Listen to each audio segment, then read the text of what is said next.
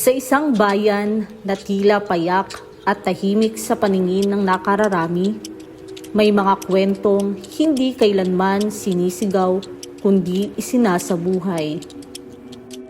Taon-taon, may mga taong kusang lumalapit sa sakit, hindi bilang parusa, kundi bilang panata. Mga hakbang na may bigat na dala, mga kasalanang hindi makita, mga dasal na sila lamang ang nakaririnig. Dito, ang pananampalataya ay hindi lamang sinasambit. Ito ay sinusulat sa laman.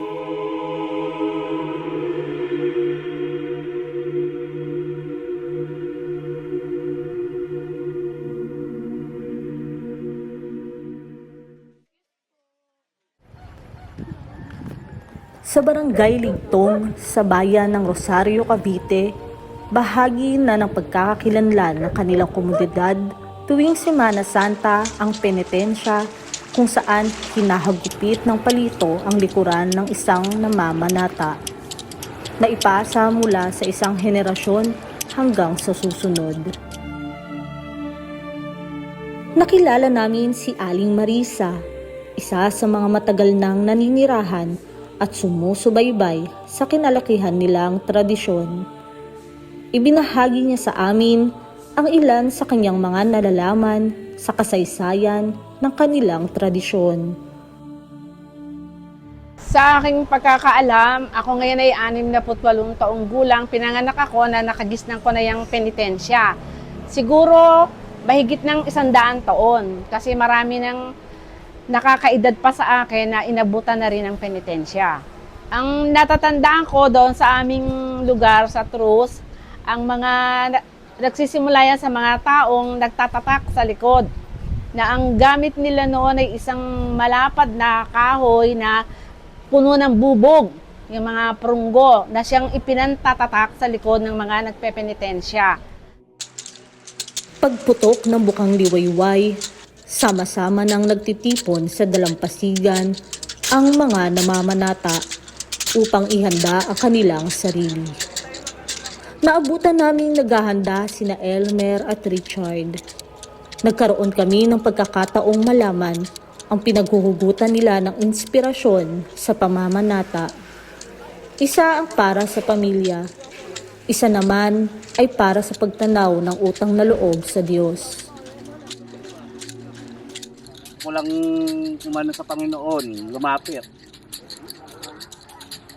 Para baka mabago ang buhay natin. Yung araw kasi, maloko ko. Bago accept the drugs. Dahil pag-away. Nagkapamilya ako. Ito'y alay namin sa Panginoon. Araw niya, ilang kasakay. Sabi ko, pagalingin lang, mumunata ako. Gumaling naman, pero ang aking matay. Totoo lang ang tradisyonal. Pero iba yung tradisyonal sa talagang yung namamanata ka dahil nilulog naman ang taas. Gumaling na ako. Sa pagsasagawa ng penitensya, hindi maaaring mahina ang katawan ng isang tao dahil tinatatakan o hinihiwa ang kanilang likuran upang magsimulang dumugo. Pinapamanhid nila ito sa pamamagitan ng tuloy-tuloy na paghampas. Kapag handa na sila, mag-uumpisa na ang mga kalalakihan na gumayak. Isa-isang pipila ang mga namamanata, nakatakip ang mga mukha bilang simbolo ng pagpapakababa at pagsisisi. Ginagawa rin ito upang maitago ang kanilang pagkakakinlanlan sa madla. Ngunit, sa gitna ng ganitong uri ng debosyon, may mga tanong na patuloy na bumabalik. Sapat na ba ang ganitong sakripisyo upang maipahayag ang tunay na pagsisisi? Ito ba ang tinuturo ng simbahan bilang landas ng pananampalataya? Upang mas maliwanagan at maunawaan ang mas malalim na kahulugan nito, minabuti naming kausapin ng kura paroko ng San Isidro Labrador Parish Church na si Reverend Father Aram Sesio upang ipaliwanag kung ano nga ba ang tunay na kahulugan ng penitensya sa pananampalataya. Ang noon po ilagay natin sa perspective ang sakripisyo talaga ang pagpenitensya noong unang panahon bago dumating in the Old Testament, bago dumating si Jesus, ay meron po yung mga burnt offerings, meron po mga sakripisyo talaga. Okay? Nung dumating na si Jesus, lahat pong sakripisyo na ayan ay inako na niya. Okay? Inako na niya, siya nang nagpasa ng lahat. Okay? Lahat ng sakit ng katawan na maramdaman ng tao ay inako na niya sa daan ng Kalbaryo hanggang sa krus. Inalay niya ang kanyang sarili. Ang katotohanan, si Jesus, yung kanyang perfect sacrifice, yung kanyang sufferings, yung kanyang agony, ay nandyan na sa banal na misa. Kaya po, lahat ng mga sakripisyo, penitensya na gagawin natin, ay dapat tutungo sa banal na misa. Ngayon, kapag hindi po naayon doon, ay hiwalay po sa banal na misa, ay sarili po yan. Okay? Ay hindi po yan nakakapagpalalim ng pananampalataya kasi highest form of prayer na tayo mag-participate ay ang banal na misa.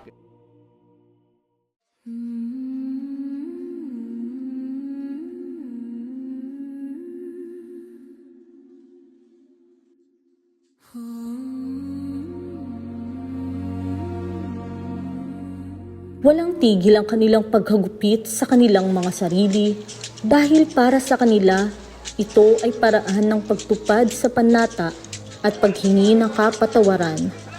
Bawat hampas ay tila mga panalangin ibinubulong habang ang likod nila ang nagiging saksi sa kanilang pagsisisi. At ang bawat sugat ay tanda ng pag-ako sa mga pagkukulang na hindi kayang itago.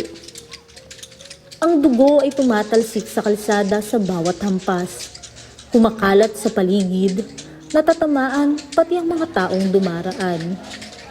Bawat yapak ay nagiiwan ng pulang bakas sa sementadong daan. Para kay Aling Marisa, bagamat marami ang lumalahok sa ganitong uri ng pagpapakasakit tuwing mahal na araw, marami sa mga ito ang hindi lubos na nauunawaan ang kanilang ginagawa at kulang sa tamang kaalaman sa tunay na kahulugan ng penitensya. Pero wala sa kalooban ang ginagawang paghihirap nila kahit hindi nila alam. Kasi minsan magkokos siya ng, di ba, may hinihimatay, madadala ka sa hospital, hindi nila iniisip yun, basta ang nasa kanila, sumunod sa tren. Makikita mo sa labas ng simbahan, nagdagsa ang tao, pero sa loob ng simbahan, kukunti ang tao. Mas nakakaraming sa labas, kakabataan na hindi nangungulat dito sa ating simbahan. Na mas maganda sanang tingnan, mapuno itong ating simbahan para makarinig ng magagandang araw sa simbahan. Sa kabila ng ilang komentong natatanggap nila, may panawagan silang nais iparating. Sana sa mga taong nakakarito sa amin, hindi naman masama ang aming ginagawa. Ito'y alay namin sa Panginoon. Kaya kami namamanata. Lahat naman ng tao ay namamanata. Hindi lang garnek. Hindi lang gatong pagpipinitensya. Lahat ng tao ay namamanata. Ng iba nga ay nagtutunta, nagbibigitay siya. Ngunit sa gitna ng ganitong uri ng debosyon, nananatili ang isang mahalagang tanong. Paano nga ba ito nauunawaan ng simbahan? Hindi natin sila pinagbawalan. Okay? At siguro pag balang araw makausap natin sila, ay pagsabihan natin na dapat yung penitensya mo ay tutuloy sa pagdiriwang ng banal na misa, participation ng pagdiriwang ng banal na misa. Ikaw ay magiging mapagbigay na doon, ikaw ay magiging pasensyoso, ikaw ay hindi na laging nagagalit sa kapwa mo, at ang lahat ay pagsasabuhay ng banal na Eucharistia. Yun talagang pinakamahalaga. Na katulad ni Jesus na nag-alay ng kanyang buhay para sa atin sa banal na Eucharistia dahil iniibig niya tayo. Kaya sabi ni San Pablo, ibigay mo man ang kalahati ng ari-arian mo kung walang pag-ibig dyan, wala ring saysay. Para sa akin, hindi ko ipe-preserve na mapanatili yung tuloy-tuloy na pagpepenitensya na wala namang saysay. Sana sa karamihan, mahikayat yung karamihan na dito dumagsa sa simbahan. Kasi nakikita ko, ang daming nasa labas talagang walang kaalam-alam tungkol sa ating simbahan. Sana wag na magpatuloy. Pagpatuloy man, may maraming ibang pamamaraan na dapat gawin para sa yung pagbabago, hindi sa ganyang paraan. Mayroon pa ring, kung sasabihin natin, ang comfortable na daan. Yan ay mga personal na mga sakripisyo. Okay? Hindi nasaktan yung sarili, pero very uncomfortable. Tumulong sa kapwa, kahit ay presensya mo sa kapwa, sana mayroon kang gagawin ngayong ganitong oras na ito, ngayon, ito'y kailangan ng presensya ko. Doon ka muna. Yun po ay isang sakripisyo. Hindi mo sinasaktan sarili mo, pero sakripisyo. You sacrifice your time, may malasakit sa oras, kayamanan, talento, ganyan.